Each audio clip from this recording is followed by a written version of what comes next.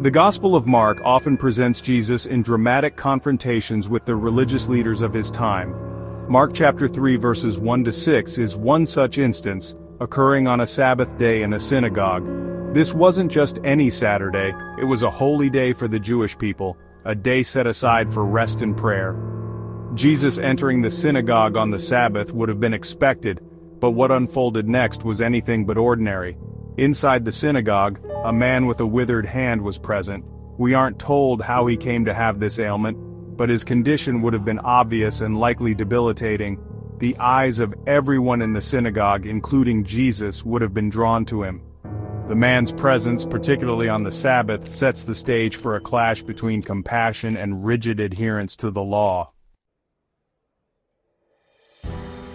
Jesus, aware of the man's condition and the scrutiny of the Pharisees, deliberately puts them to the test.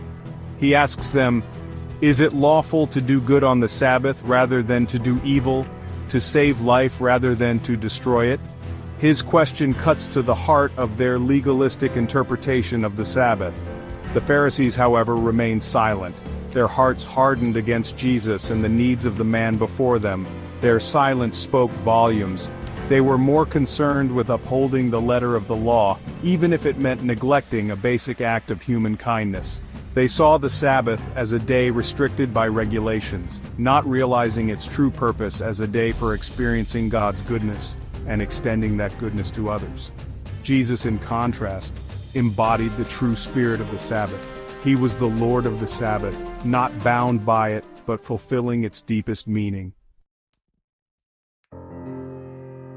The Pharisees' opposition to Jesus' healing on the Sabbath stemmed from their complex and detailed interpretations of Mosaic law.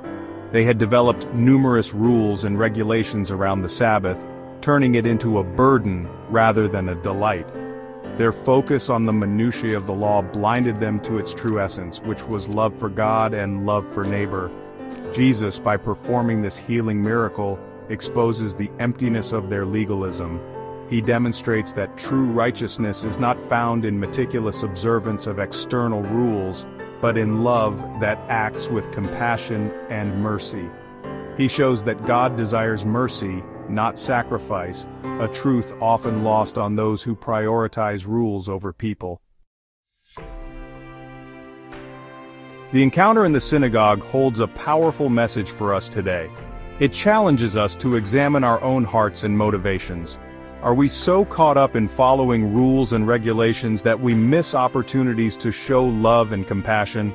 Do we allow our personal convictions to become barriers to extending God's grace and mercy to others?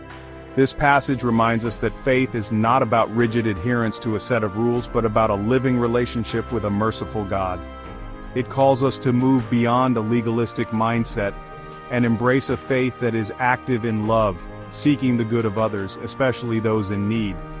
Like Jesus, we are called to be instruments of God's healing and compassion in the world, even if it means challenging the status quo and defying expectations. God bless.